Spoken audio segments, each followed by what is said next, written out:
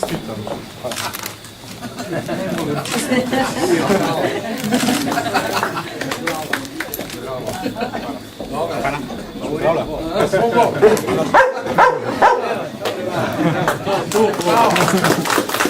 Ne to na ministrstvu Boga.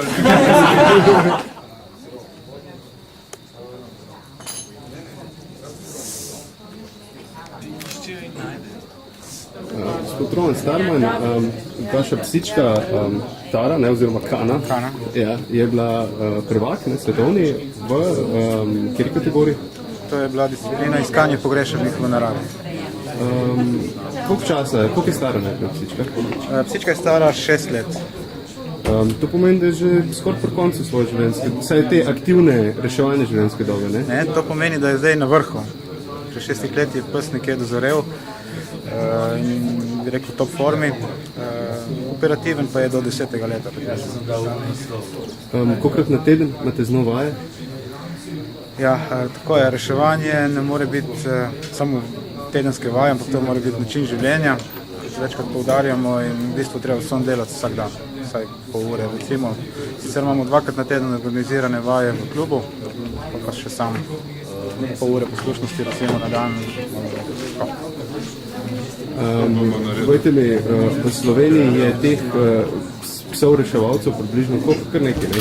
Ja, kar nekaj, mislim, da v enih 20 klubih šolajo te pse, približno 200 psov recimo, operativnih je ta trenutek v Sloveniji. V primerjavi z drugimi državami je to kar veliko, ne? Ja, to je kar razvita dejavnost pri nas. Tudi ko se primerjamo na teh tekmah in vajah z drugimi, smo v samem vrhu. Vsako leto dosegamo dobre rezultate, to pomeni, da dobro delamo. In tudi moram poudariti, da smo prostovoljci, delamo brezplačno. Primerjamo se pa z drugih državah, kjer je to organizirano različno. No? Nekateri so profesionalci, nekateri polprofesionalci, mi pa pač amaterji tisto v prostem času počnemo. Povejte mi še, a ste že poznali kakšne znake utrujenosti, obrabljenosti sklepov, ker mislim, da je najbolj pogost problem pri reševanju psih, ne? Zaradi nenaravnega okolja, v katerem delajo. Ja, nisem enakega mnenja kot vi. Pri Kani se to zaenkrat upam, da še ne bo poznalo, no, pozna se ne. Ima sicer eno poškodbo tačke, ki je staknila med neko igro, ampak jaz pravim, da je to kot športnik. Če je dobro treniran človek, športnik, dlje živi. Jaz upam, da bo tudi moja psička. Čim pa poteka samo reševanje oziroma sledenje nekoga? Mi šolamo pse tako, da v bistvu iščejo z visokim nosom, to pomeni, da ne grejo po sledi, ampak v okolju, ki so, ali je to v gozdu ali na ruševini, iščejo vonj po človeku. Naučeni so tako, da nakažejo vsakega človeka, ki leži, kleči, sedi ali pa je zakopan v ruševini ali pa pač v snegu tudi. Tako da šolanje pa poteka izključno s pozitivno motivacijo.